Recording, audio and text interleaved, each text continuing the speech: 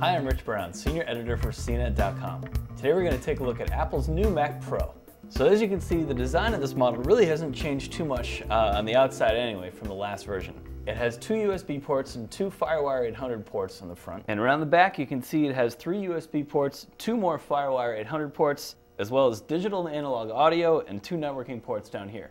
Now maybe the biggest change is with the graphics card. It has a standard DVI output, but also a mini DisplayPort output for Apple's new LED Cinema display monitors. Now perhaps the biggest physical changes, however, are inside the system. Now just like the old Mac Pro, you get inside with this latch. Lift that up, the side panel comes right off, it's nice and easy. So inside you can see the Mac Pro is just as clean as it's always been, but with a few design tweaks.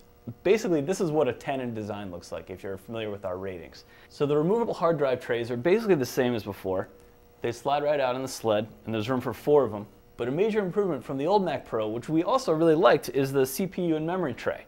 So as you can see, this whole unit slides out. I'm going to get at the memory as well as the CPUs if you really want to make a massive upgrade. We should point out that this is the Mac Pro's baseline 8-core configuration. That means it has 2 quad-core CPUs and 6 gigs of RAM. Now in the lab, we matched this config up with the older Mac Pro using a faster 8-core CPU, but that was also the baseline config for that generation. And what we found is that in single-core apps, the older model was actually faster. But for apps that you know will take advantage of multiple cores, or for multitasking, we found that the new Mac Pro and its newer Intel chips are actually much faster. So as you can see, there's relatively clean access to the expansion card slots here.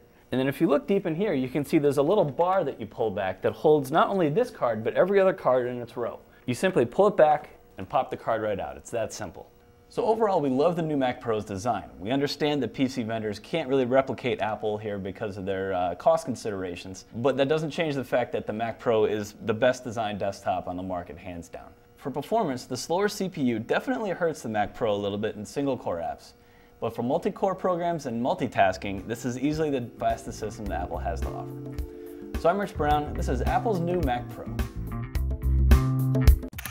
For your daily dose of tech news, check out CNET's Loaded. It's packed full of the latest tech news highlights that matter to you. Find out the latest gadgets or the coolest gizmos, all that and more Monday through Thursday at cnet.com/loaded.